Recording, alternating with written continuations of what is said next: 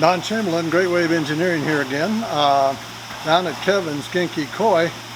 I came down today to take apart the Eheim filter that we put together a couple months ago, see how it was looking.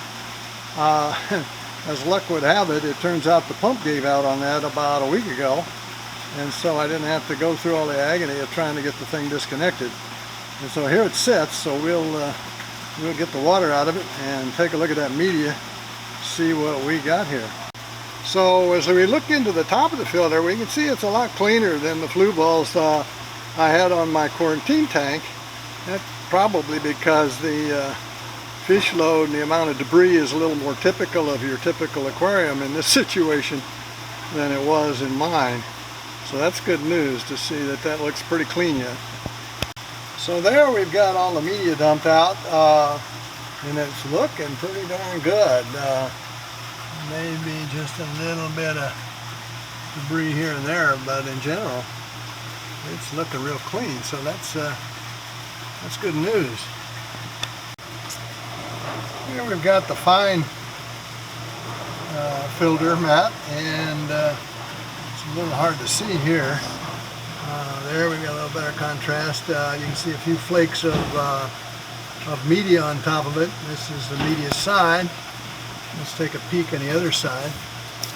This would be the side getting the dirt, and see what we can see.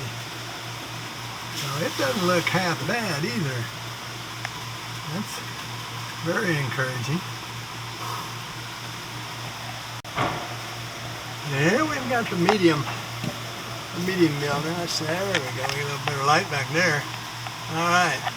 So again, a little bit of debris, mostly just little flecks from the media, but I don't really see any dirt. A guy wouldn't have had to mess around with this thing at all at this point, so you could have easily run this for 3 or 4 months, I think, or possibly longer before you had to worry about it. Finally, here's the coarse media. Again, with that black color, it's pretty hard to see much, but there's really no debris visible on it on either side to speak of. I'll rinse it out a bit just for the heck of it, but you really wouldn't need it. And here we see the inside of the filter, and again, I'm amazed how clean it is. So I'm not sure, once again, whether the aquarium had a real typical load on it or not. We'll take a look at that in a second, and you guys can make up your own mind. But it certainly didn't accumulate much in the way of dirt. So here's the aquarium that it's been running on, and there's been more or less koi in here over the time. So it's certainly not a humongous load, but anyway, it's done a real nice job of keeping that water clean, that's for sure. Now it should be noted that this tank also has a sump filter on it in front of the canister, so obviously that had a big effect in terms of keeping things clean, whereas in the case of the flue balls I was running at home, I was taking the water out of the front of the main filter.